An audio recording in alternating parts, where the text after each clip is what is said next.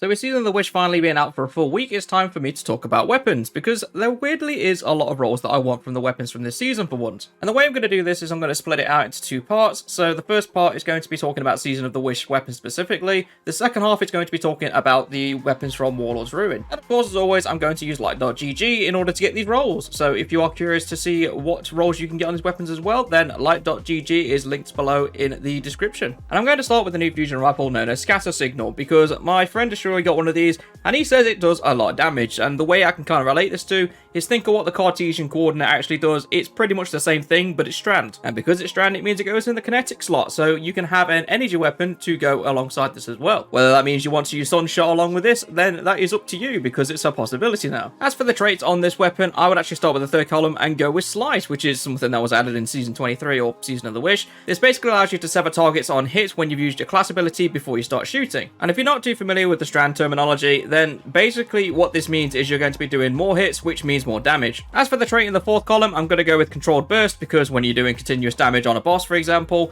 it starts to stack up quite nicely. Stack it alongside the fact that you're going to be applying Sever as well, it's going to rack up for some very nice damage indeed. So at the bare minimum, I can guarantee you that this is going to be very good against champions and mages, maybe even good for boss damage, but until I get a crafted roll of this, I can't actually say if it's going to be worth it or not. Next up, we have yet another strand weapon, which is known as Supercluster, and this is again a strand shotgun. I already have a really good roll for this, and it's really interesting what it actually is. So I actually got one with Reconstruction as the third column trait, and also Surrounded in the fourth column. So this is actually really effective for a shotgun, and when it comes to close quarters encounters, I pretty much have a 14-round shotgun running around and doing additional damage because it's surrounded. So while this is technically a little bit of a cheat when I say these are weapons I want, because I actually already have this weapon, but I still want to recommend it to everybody because the combination of these two perks are really something to look at. Next one up is called Lethophobia, and this one is actually a bit of the lesser kind of scale of what I want, because I don't really go for bows in general, and the perk combination for this is very much void orientated, which for a warlock isn't used really as much anymore, but if I were going to use a hunter or a titan, then this could be quite handy. Third column, it should be no surprise that I'm going to go for Repulsor Brace, because Repulsor Brace is just very good for any kind of void build.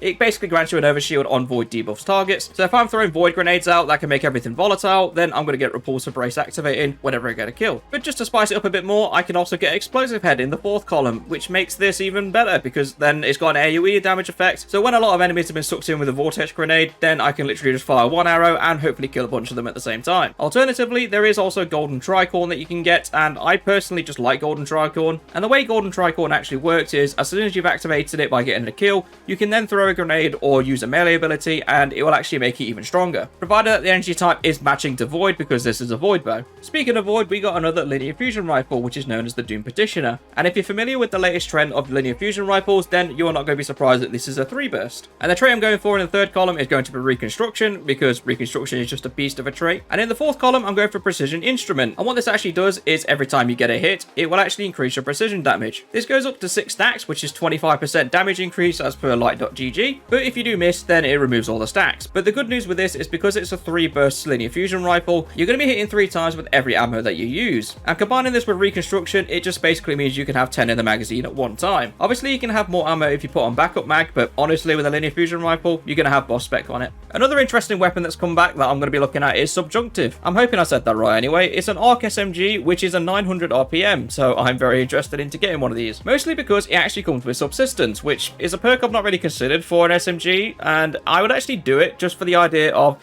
having an SMG that just doesn't stop firing. Of course, Subsistence only works if you get a kill, so I will have Volt Shot to couple on this as well, which I think is pretty much a given nowadays for any arc weapon that rolls with it. Volt Shot is just an absolute beast of a perk. And not to mention, this comes with Nano Munitions, which is basically like an emergency reload as soon as you run out of ammo. So not only are you reloading your weapon because of Subsistence, you also get this activate if it does hit 0. But nonetheless, that is pretty much all the weapons I'm looking forward to this season. Let me know in the comments down below what you guys are looking forward to. I'm always interested to hear about it. But as always, remember to leave a like and subscribe down below, but I shall see you all in the next video.